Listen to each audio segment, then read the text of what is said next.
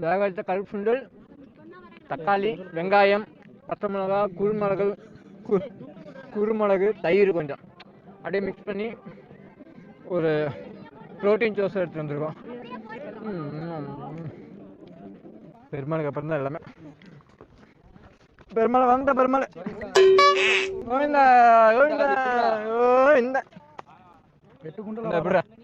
ஐயம்மா அல்ல பிடிச்சி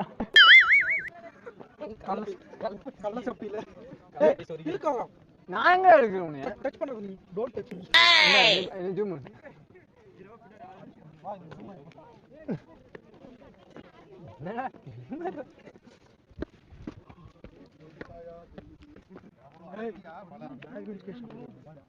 நாங்கதான் பேகல்ஸ்,